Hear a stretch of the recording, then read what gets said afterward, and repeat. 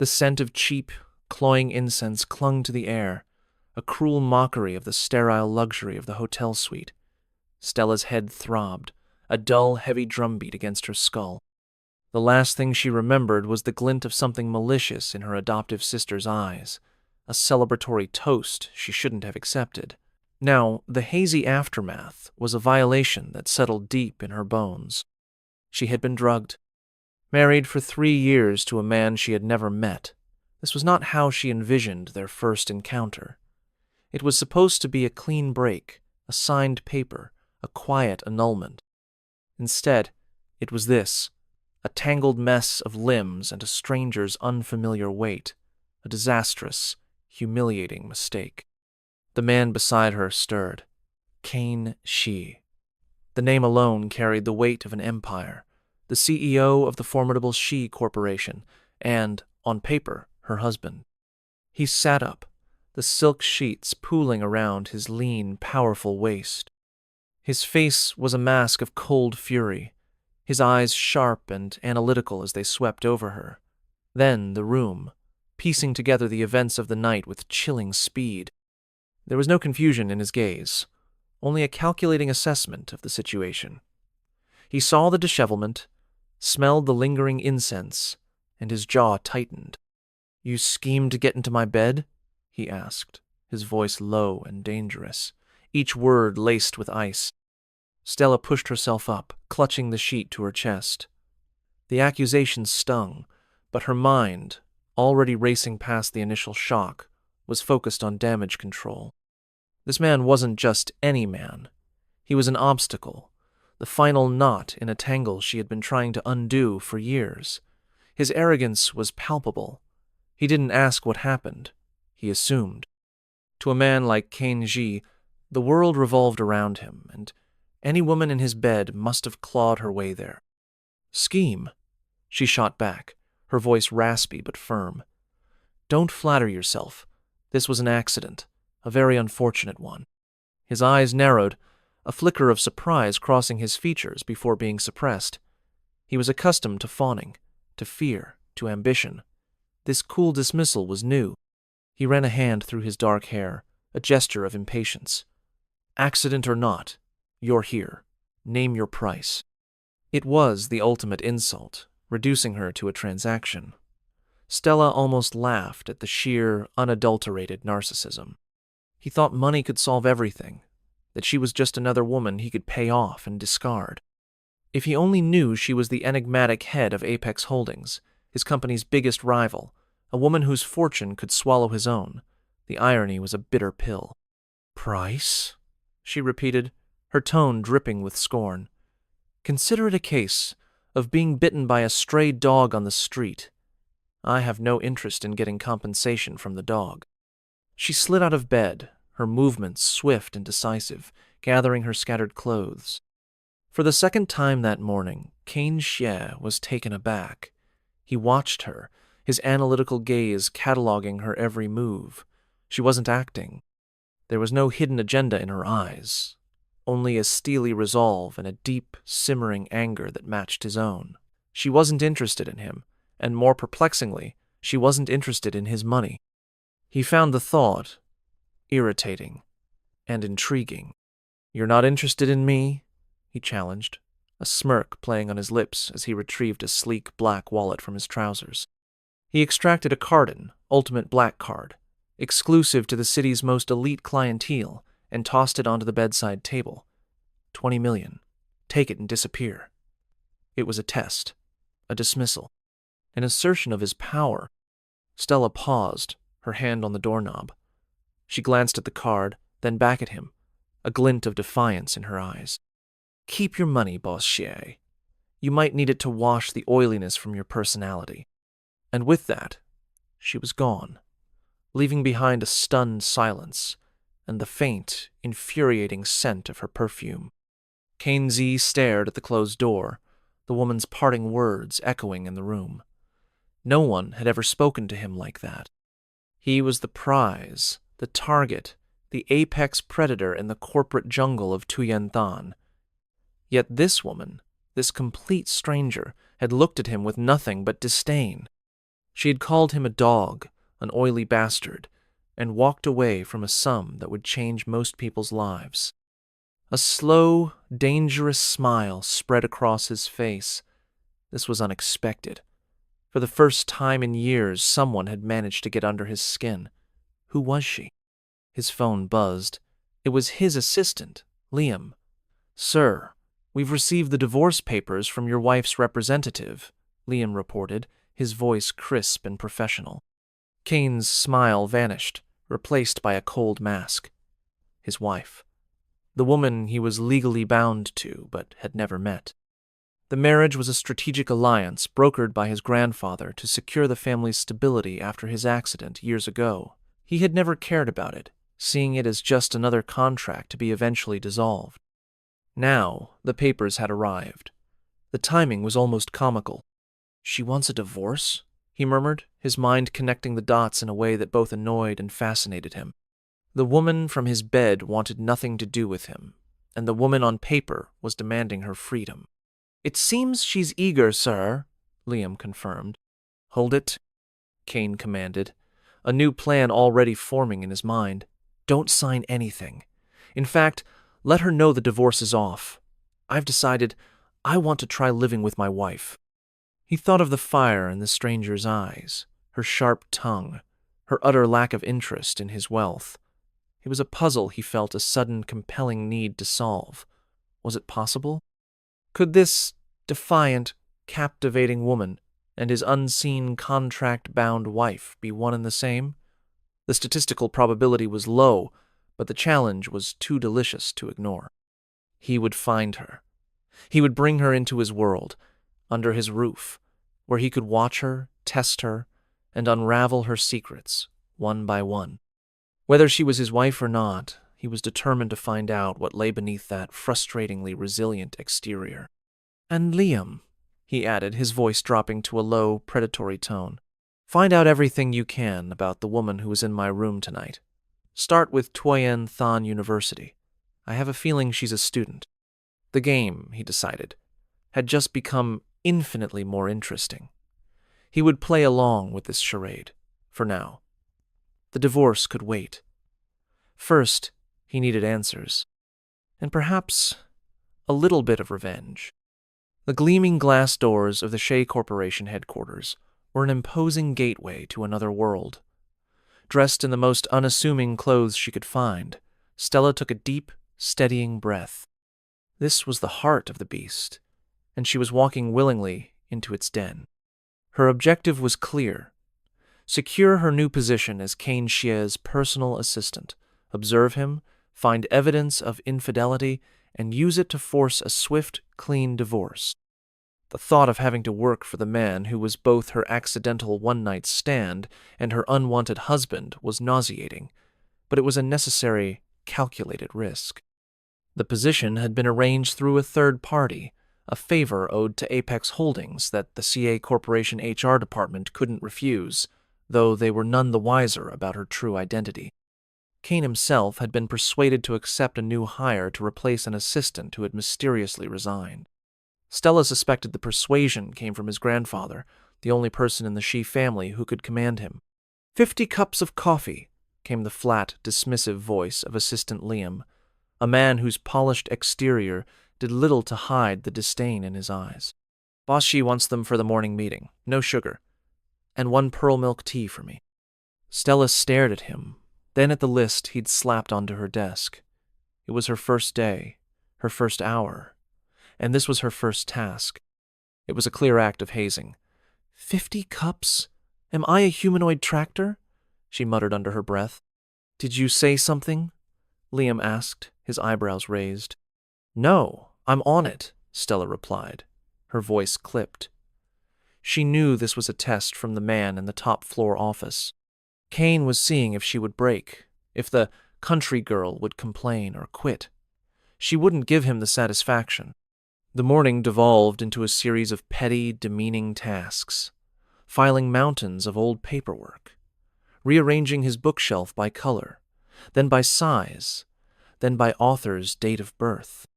He communicated his orders through Liam, a detached, invisible god pulling strings from his throne. Stella performed each task with meticulous precision, her face a mask of professional calm. Internally, however, a cold fury was building. She catalogued every slight, every condescending instruction. This wasn't just a job, it was a battle of wills. The day's torments culminated in an unexpected visit. Her adoptive father stormed into the lobby of CA Corporation, his face red with anger, his voice booming as he demanded to see her. "You ungrateful wolf!" he bellowed, drawing the attention of everyone in the sleek, minimalist hall.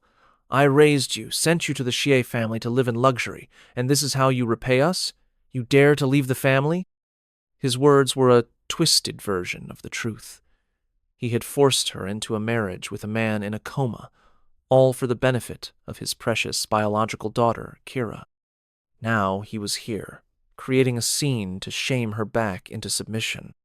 "I have no family," Stella stated, her voice low but clear, refusing to show any weakness. "I have already repaid any kindness you think you've shown me. From now on, we have no relation." "You unfilial wretch! Kneel!" he roared, raising a hand to strike her. Before his hand could land, a figure stepped between them. It was Kane Z. He had come down from his office, his expression unreadable, his presence radiating an aura of absolute power that silenced the entire lobby. He didn't look at Stella. His cold, dark eyes were fixed on her adoptive father. "No one is allowed to bully my wife," he said. The words spoken so softly, they were barely audible, yet they carried the force of a tidal wave. He then turned to his security team. "Escort this man out, and ensure he understands that Xie Corporation is not a place for public spectacles." Her adoptive father, stunned into silence by the sudden appearance of the legendary CEO, could only stammer as he was led away. Stella stood frozen, her mind reeling. His wife? He had claimed her. It wasn't a declaration of love. It was a declaration of ownership. A calculated move to assert his authority, and perhaps to further complicate her plans for divorce. She looked at him, searching his face for any hint of emotion, but found only a cold, impenetrable mask. He gave her a final, lingering look, a look that held 1,000 unspoken questions, before turning and walking back toward the elevators without another word. The message was clear. This was his territory, and she was now his to deal with. The game had just become infinitely more dangerous. The peace, bought by Kane Shi's intervention, was short-lived.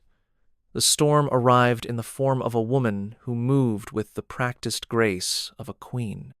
Chloe, the nation's most beloved actress and Kane's rumored childhood sweetheart, had returned to the country. She walked into the Xie building, flanked by reporters, her smile perfect, her every gesture designed for the cameras. Stella, who had been sent on another demeaning coffee run, was caught in the media frenzy. A clumsy reporter stumbled, and the tray of scalding coffee went flying. Kane, who had appeared as if from nowhere, pulled Stella out of harm's way, his arm a steel band around her waist. The cameras flashed, capturing the moment. Chloe's smile faltered for a fraction of a second. Her eyes, sharp and intelligent, swept over Stella's plain attire and then locked onto Kane's protective stance. "Kane, who is this?" she asked, her voice a sweet melody that barely concealed a note of steel. Before he could answer, another voice cut through the air. "She's just an assistant who dreams of climbing the social ladder. I, on the other hand, am Mrs. G." Kira stepped forward, positioning herself beside Chloe. It was a calculated alliance of two women with a common enemy. Kira, armed with the knowledge that Stella would never willingly reveal her identity as the true Mrs. J, played her part with theatrical flair. She was gentle, dignified, and perfectly embodied the image of a noble wife wronged by a scheming mistress. "This woman is seducing my husband," Kira declared to the reporters, her voice trembling with manufactured pain. "And I suspect she is a corporate spy responsible for leaking company secrets." The accusation was a well-aimed dagger. Just days earlier, Shea Corporation had unexpectedly lost a major bid to its rival, Sang-Kin Group. The leak of the bid price was a huge scandal within the company, and Stella, as the newest, most untraceable employee, was the perfect scapegoat. The plan had been crafted by Chloe and executed by Kira. They had used Kira's connections to plant the stolen bidding information, and now they were using the public stage to frame Stella. A second plotline was also in motion. Chloe had framed Stella for stealing a valuable necklace, planting the piece in her belongings to be discovered later. It was a two-pronged attack, designed to utterly destroy her reputation and get her fired. Kane watched the drama unfold, his face an unreadable mask. He looked from Kira's tearful performance to Stella's defiant silence. He knew, with cold certainty, that Kira was an imposter. His assistant, Liam, had already confirmed that on the day his wife had used his black card for a massive shopping spree, Kira had been in Hawaii. But he did not expose her. Not yet. Instead, he turned to the clamoring employees who were demanding Stella be fired. "The company has a monitoring system," he announced, his voice cutting through the noise. "I will investigate this matter thoroughly. If anyone is found to be causing trouble, they will be fired." His words were a warning, but to whom? He defended Stella, yet he didn't clear her name. He allowed the cloud of suspicion to hang over her head. To Stella, it felt like another one of his cruel tests. He was protecting his property, not her person. He was watching, analyzing, waiting to see how she would navigate the viper's nest he had allowed her to fall into. The lines were drawn. On one side were Kira and Chloe, two powerful, scheming women. On the other was her, the hidden queen, fighting a war no one knew she was qualified to win. And in the middle was Kane Shi, the king of this board, observing every move with a chilling, calculating patience. The final act of the charade took place at a press conference Kane had deliberately arranged. He stood on the stage, a picture of cold authority. He allowed Kira to sit beside him, the very image of the triumphant Mrs. Xiam. She held up a sapphire necklace, the one he had left behind after their night together, a piece she had somehow acquired to use as evidence. "Is this necklace yours, Boss Shi?" a reporter called out. "It is," Kane confirmed, his gaze sweeping over the crowd until it landed on Stella, who stood in the back watching. His mind was a flurry of calculations. The necklace was his. The woman wearing it was a fake. The woman who had been in his bed that night, the woman who had delivered divorce papers, the woman who had withstood every attack with unnerving calm, was standing right there. It all clicked into place with the force of a physical blow. She was his wife, his legal contract-bound wife, and she had been playing him for a fool from the very beginning. "Stella," he said, his voice ringing out across the silent room, his eyes boring into hers. "Tell me, what is your relationship with me?" The crowd turned as one to stare at the plainly dressed assistant. This was it. The moment of truth. Stella met his gaze, her own eyes blazing with defiance. With every camera on her, she walked to the front of the room. She looked at Kira's shocked face, then at Kane's furious one. "He is my husband," she declared, her voice steady. "The man I have been married to for 3 years, and the man I intend to divorce." Chaos erupted. Kira's performance crumbled into disbelief and terror. The reporters shouted questions, but Stella only had eyes for Kane. The look on his face wasn't relief or understanding. It was a cold, deep fury. Later, in the stark silence of his office, the storm truly broke. "Was it fun?" He spat, circling her like a predator. "Watching me? Treating me like a toy in your game? Spending my money while pretending to be a poor student, making a mockery of me?" "I never wanted your money," Stella shot back, her own anger rising to meet his. "I never wanted anything from you except a signature on the divorce papers. You were the one who refused, who dragged me into this charade. You lied to me," he roared, slamming his fist on the desk. From the first moment, you knew who I was, and you said nothing. And you? She countered, her voice shaking with a hurt that was sharper than anger. You believed them!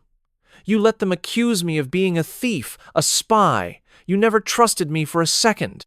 So tell me, Kane, what was I supposed to do? Reveal myself so you could have another pawn to control? The truth, in her words, struck him, but his pride, so deeply wounded, wouldn't let him concede. He had imagined every kind of betrayal in his life, but he had never imagined this. The woman who intrigued him, the one person who seemed genuine in a world of artifice, was the center of the biggest deception of all. Get out, he said, his voice dangerously low. I don't want to see you again. Gladly, she retorted. The divorce papers will be delivered tomorrow. This time, I will sign them, he vowed. Good. That's all I ever wanted, Stella said, turning her back on him and walking out of the office, her head held high. But as the door clicked shut behind her, she leaned against the cold wall, the strength draining out of her. She had won. She had achieved her goal, but it felt exactly like losing everything. Her heart, which had foolishly started to beat for him, felt like it had been chewed up and spit out by the very dog she had once accused him of being. The scent of antiseptic was sharp and sterile, a stark contrast to the emotional chaos swirling inside Stella. The doctor had confirmed it was just a minor injury, but the screech of tires and the shattering of glass replayed in her mind a deliberate, calculated act of violence. Kira, her so-called sister, had crossed a line from petty scheming to attempted murder. The police had taken the driver into custody, who quickly confessed Kira was behind it, but Stella knew this went deeper. A pawn like Kira didn't have the nerve or the resources for such a clean operation. Someone else was pulling the strings. As if summoned by her thoughts, a figure appeared at her hospital room door. Not the man she was dreading, but his half-brother, Julian. He carried a bouquet of flowers and an expression of gentle concern that felt jarringly out of place. Miss Tu, he began, his voice soft and soothing. I heard about the accident. Are you all right? Before Stella could respond, the door swung open again, revealing the man she was dreading. Kane Jie stood there, his face a thundercloud, his eyes blazing with a fury that seemed to suck the air from the room. He ignored his brother completely, his gaze fixed solely on Stella. The raw possessiveness in that look sent an involuntary shiver down her spine. Who you associate with has nothing to do with me, Kane bit out, his words directed at her but clearly meant for Julian. Brother, if you don't cherish her, don't keep interfering, Julian countered calmly, placing himself between them as a protective barrier. What my wife and I do is none of your business, he added, a deliberate jab. Kane's jaw tightened. The air crackled with unspoken history and fraternal animosity. For a moment, Stella felt a sliver of gratitude for Julian's presence. He was a shield against the hurricane that was Kane Jie. I fell for you the first time I saw you, Julian said to Stella, his voice earnest once Kane had stormed out. Give me a chance to be with you, to protect you. Stella's mind, ever analytical, processed his words. His timing was perfect. His demeanor, flawless. He was the gentle hero to Kane's volatile tyrant. It was all too convenient. She gave him a non-committal answer, a calculated promise to consider his offer once her divorce was finalized, buying herself time. This was a dangerous game, and she had just been introduced to a new, unnervingly clever player. The following day, Stella demonstrated her own brand of power. At a photo shoot for Chloe, Stella, using her authority as the head of Apex Holdings, orchestrated a scene. She arranged for a minor actress to accidentally ruin Chloe's dress, then stepped in herself, not as an assistant, but as an equal, to publicly humiliate the superstar with a well-deserved slap. It was a message sent with surgical precision. I am not your victim. The act sent shockwaves through the industry and put Chloe on notice. Stella knew the other woman's weakness was her public image and her pride. She had attacked both. This was no longer just about survival. It was about control. The chessboard was set, and Stella was done playing the pawn. The news of Stella's public takedown of Chloe spread like wildfire, but it was only the opening salvo. Stella's next move was a masterstroke of corporate warfare, designed to hit her enemies where it truly hurt, their wallets. "Miles," she commanded into her phone, her voice crisp and devoid of emotion. "Buy up to The Group shares. Invest 10 million. When the stock hits its ceiling, sell everything." It was a classic pump and dump, a ruthless display of financial power. The Foster family, already teetering on the edge of bankruptcy, had been hoping to use Kira's connection to the CA family to secure a bailout. Stella's maneuver would inflate their stock price, giving them a fleeting moment of hope before she pulled the rug out from under them, leaving them in absolute ruin. It was a cold, efficient execution, repaying years of abuse with financial annihilation. Her attention then turned back to ZA Corporation. A major business negotiation was underway with a manager from Apex Holdings, her own company. The manager, David, was a lecherous fool known for using his position to harass women. Stella saw an opportunity. During the meeting, she endured David's inappropriate advances, allowing his arrogance to grow until he was brazenly pawing at her. At that precise moment, Kane Xie walked in. He saw the scene, and his face turned to ice. Before he could react, Stella moved. She didn't shrink away. She confronted her own employee with a fury that was terrifying to behold. "Manager David," she said, her voice dangerously quiet. "If you can't control your hands, perhaps they should be cut off and fed to the dogs." The manager, recognizing the tone of his true boss, collapsed in terror, begging for forgiveness. Kane stood frozen, watching the scene unfold with a dawning, incredulous understanding. This assistant commanded more fear and authority than he did. She had just torpedoed $100 billion deal without a flicker of hesitation. "What, Stella? You want to fire me?" She mocked the sputtering manager, her eyes glinting with cold amusement. "You did very well." Kane was speechless. She had protected herself, exposed a corrupt employee, and in doing so, saved Xie Corporation from partnering with a compromised company. He had thought he was the one pulling the strings, testing her. He was wrong. She wasn't a mouse in his maze. She was a queen on a board he didn't even know they were playing on. Later, on the rooftop, the tension between them was a tangible force. "Who are you?" he finally asked, the question raw with frustration and a grudging respect. "The air is fresh up here," was all she said, a cryptic smile playing on her lips. The game of deception continued, but the balance of power had irrevocably shifted. He no longer saw a simple country girl, but a formidable enigma, a woman whose depths he had severely underestimated. The fragile peace was shattered by a phone call that stopped Kane's world. His father, the formidable chairman of Zia Corporation, was dead. A sudden, violent heart attack, the doctors said. But Kane, his mind honed by years of corporate intrigue, knew better. His father had been in perfect health just days before. This was not natural. His suspicions were confirmed in the coldest way possible. At the reading of the will, his stepmother, Genevieve, produced a revised document. It left the entirety of the Xie family assets not to him, the rightful heir, but to her. In the ensuing chaos, she and her son Julian accused Kane of gross mismanagement, claiming his recent business losses had triggered his father's fatal collapse. They painted him as an incompetent leader who had driven his own father to his grave. The narrative was skillfully crafted, preying on the existing rumors of corporate turmoil. The board, smelling blood in the water, began to waver. Kane was suddenly isolated, his authority stripped away, his reputation in tatters. Then came the final, devastating blow. A toxicology report was leaked. It revealed that Chairman Xie had been slowly poisoned over a long period.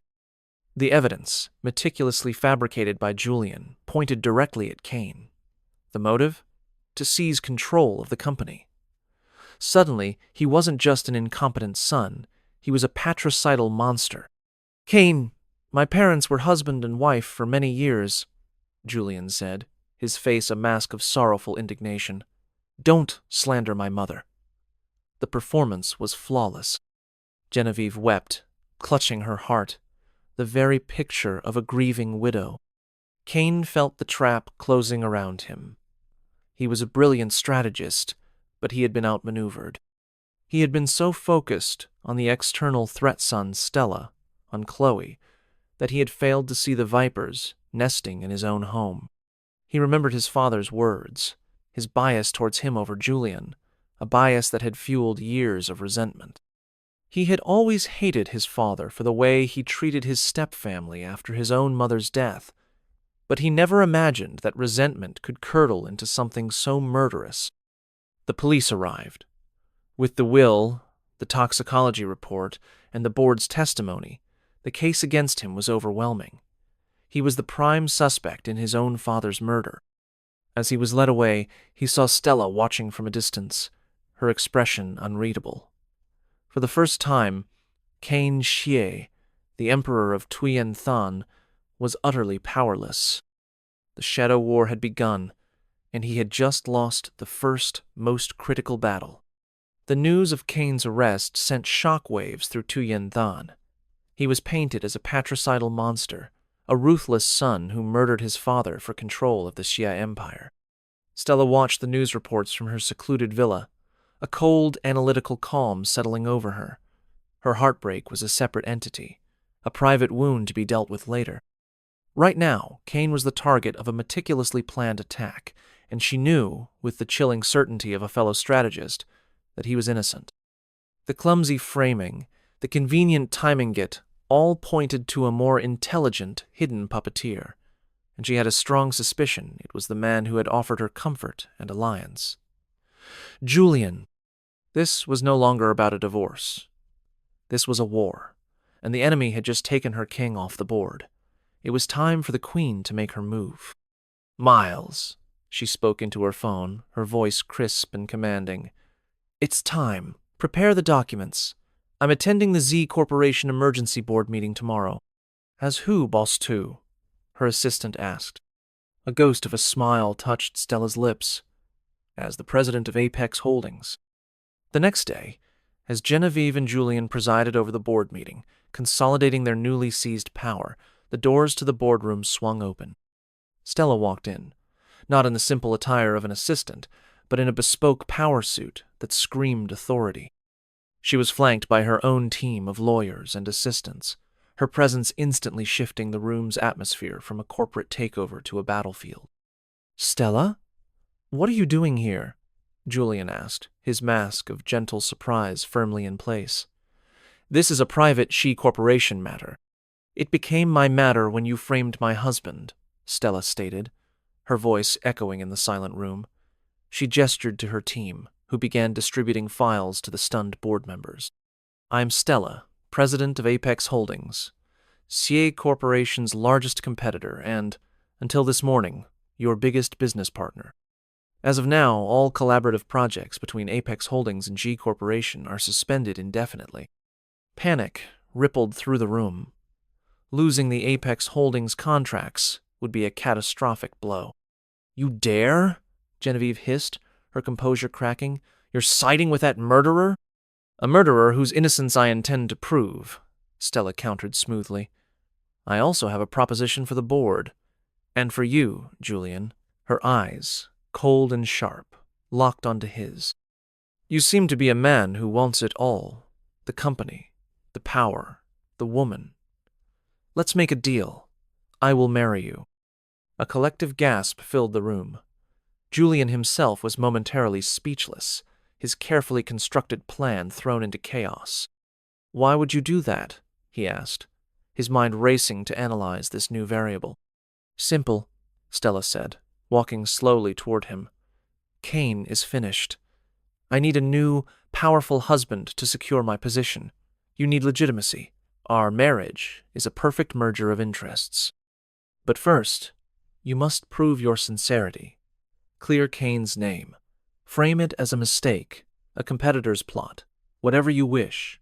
I don't care how. Once he is free and Xie Corporation is stable under your control, we will get married. Think of it as my wedding gift to you." It was an audacious, brilliant gambit. She was using his own ambition against him, dangling the ultimate prize herself and her empire to force him to undo his own work. He stared at her, a mix of suspicion and unconcealed desire in his eyes. He saw a powerful, ruthless woman, a perfect match for his own ambition. He didn't realize he was looking at the woman who was planning his complete and utter destruction. The trap was set. The wedding was the most anticipated social event of the year. Julian, having successfully manipulated the legal system to release Kane and clear his name, pinning the blame on a conveniently deceased executive, now stood at the altar, the triumphant new king of CA Corporation. He was about to merge his power with that of Apex Holdings by marrying its beautiful president, Stella His' own brother's ex-wife. The scandal and the victory were intoxicating. Stella looked ethereal in her white gown, but her eyes held a chilling calm as she walked down the aisle. She had spent weeks playing the part of a pragmatic woman moving on, feeding Julian's ego while her own team, with the resources of Apex Holdings and the silent, furious cooperation of a freed Kane, gathered the final pieces of evidence. "Do you, Julian, take Stella to be your wife?" the officiant asked. "I do," Julian beamed, his victory almost complete. "And do you, Stella?" "I do not." Stella's voice cut through the air, sharp and clear. The crowd gasped. Julian's smile froze. Before he could speak, the large screens behind the altar flickered to life. It wasn't a romantic montage, but a grainy, secretly recorded video. On screen, Genevieve was speaking to a confidant. "If in his eyes there has never been a place for you to be the best, then go to hell," she said, her voice filled with venom as she described how she'd poisoned her husband. "What is this? This is fake!" Genevieve screamed from the front row. "Is it?" Stella replied coolly. "Perhaps the transaction records for over a dozen poisons from the black market are also fake. Or the testimony from Kira, who confessed that you and Chloe instigated the attempted murder on me." As she spoke, the doors to the hall burst open, and police officers streamed in. At the same time, another video began to play. This one showed Chloe meeting with the thugs who staged the car crash, a recording provided by a penitent Kira. Then a final piece of evidence appeared, a recording of a phone call. It was Assistant Liam's voice, reporting to Julian about the kidnapping plot against Stella. "Julian!" Kane's voice boomed from the back of the hall as he stepped out of the shadows. He looked directly at his brother. "For the sake of profit, you plotted against me, against your own father. You allied with traitors. The game is over." Julian stared, his face a mask of disbelief and fury. He saw Stella standing beside Kane, a united front. He had been played. He, the master puppeteer, had been nothing more than a pawn in their far more intricate game. As the police surrounded him and his mother, he could only look at Stella, the woman he thought he would possess. "You dare say you don't know I'm the one in charge of Apex Holdings Group?" she had asked him in a previous, private confrontation. He finally understood the true meaning behind her words. He had underestimated her, and it had cost him everything. Checkmate. With Julian and his mother apprehended, and Chloe's conspiracy laid bare, a semblance of order should have returned. But the web of deceit had one final venomous thread. While the police were securing the wedding venue, another report came in. Stella had been abducted from the premises. The culprit was not Julian's man, but Liam, Kane's seemingly loyal assistant. The warehouse on the abandoned docks was damp and smelled of rust and decay. Stella, bound to a chair, stared coolly at her captor. Liam, his usual meticulous appearance gone, looked frantic, his eyes burning with a desperate, unhinged light. "Why, Liam?" Stella asked, her voice steady despite the adrenaline coursing through her. She ran through the logic. He had no motive for money, no stake in the Xie family power struggle. The only remaining variable was Chloe. Was it for her? For Chloe? Liam laughed, a sound devoid of humor. She was supposed to be Mrs. G. I did everything for her. I helped her frame you. I gave Julian the intel to take down Kane, all so she could have him. But she chose that useless Gian, and now she's finished. If I can't have her, no one can have you. His logic was a twisted tapestry of obsession and envy. He saw Kane, a man who had everything Liam secretly coveted: power, wealth, and the attention of the woman he loved, about to win the ultimate prize, Stella, and he couldn't bear it. For you, I am willing to do anything, he muttered, pulling out a phone to dial Kane. Now he'll know what it feels like to lose everything. The phone rang in Kane's hand as he sped toward the location his own security team had finally triangulated. He answered, his voice a low growl. Liam, let her go. Come alone or she dies, Liam screamed into the phone before hanging up. It was a classic, foolish trap, but Kane didn't hesitate. He arrived to find Liam holding a knife to Stella's throat. You see? Liam sneered at Kane. I control the game now. Kane's eyes never left Stella's. There was no fear in them, only a silent, burning promise. Stella, he said, his voice calm and clear, a stark contrast to the chaos. Close your eyes. She trusted him. The moment her eyelids fluttered shut, chaos erupted. Kane moved with blinding speed, a calculated blur of motion. He disarmed Liam with brutal efficiency, a single, precise strike sending the knife clattering to the concrete floor. Before Liam could recover, Kane had him pinned, his expression one of pure, cold fury. He didn't waste a moment cutting Stella free. She stumbled into his arms, the built-up tension finally releasing in a shudder. He held her tight, his hand buried in her hair, his only thought to reassure himself that she was real, that she was safe. The Shadow War was over. The last traitor had fallen, not with a bang, but with a pathetic, desperate whimper. The quiet of the Shea family mansion felt unfamiliar after the storm. All the villains, Julian, his mother, Chloe, and Liam, were in custody, their intricate plots unraveled for the world to see. But one final piece of the puzzle remained. Kane and Stella stood before his grandfather, the old patriarch now sitting upright in his bed, his eyes sharp and clear. There was no sign of the frail, dying man from before. You faked your illness, didn't you, Grandpa? Kane stated, his voice flat. It wasn't a question. The old man sighed. A family, like a company, must be tested. I needed to see who was loyal. I needed to see if you had the strength to protect what is yours.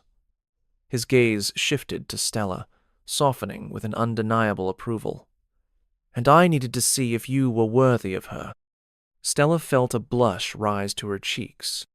The entire ordeal, the framing, the takedown, the near-death experiences had been, in part, a grand manipulative test orchestrated by the true head of the family. She should have been furious, but looking at Kane, she understood. This was the world he lived in, a world of constant calculation and hidden motives. Later, standing on the balcony overlooking the city, the silence between them was no longer fraught with tension, but filled with unspoken understanding. Stella, Kane began, his voice uncharacteristically hesitant. I was wrong. I let my pride and my suspicion blind me. I should have trusted you. And I should have told you the truth from the beginning, she admitted, turning to face him. I was afraid. Afraid you were just another man who would see my name, my company, and not me. I see you, he said, his voice raw, with an emotion he rarely showed. When I thought you were just a poor, stubborn assistant, I was drawn to you. Your strength, your intelligence, the way you looked at me, like I was nothing special. It was infuriating, and it was captivating. Your identity doesn't change that. He reached out, his hand gently cupping her face. I love you, Stella. Not the president of the Apex Holdings, but you. Tears welled in her eyes, washing away the last of her defenses. This was the confession she had unknowingly been waiting for. This was the truth that mattered. Just as she was about to reply, a wave of dizziness washed over her, and she swayed. Kane instantly caught her, his arms wrapping around her protectively. "Stella, are you all right?" She smiled, a slow, radiant smile that transformed her face. "I'm fine," she said, placing his hand on her stomach. "More than fine. It seems our family is about to get a little bigger." For the first time since she'd met him, Kane looked utterly and completely speechless. His mind, always 10 steps ahead, ground to a halt. A child. Their child. A slow, incredulous joy spread across his features, a genuine, unguarded happiness that eclipsed all the power and wealth in the world. He pulled her into a fierce embrace, his laughter echoing in the night air. The masquerade was over, the shadow war was won, and in the aftermath, they had found something real, something forged in the crucible of lies and betrayal, something worth more than any empire. They had found each other, and a new, unexpected future was just beginning.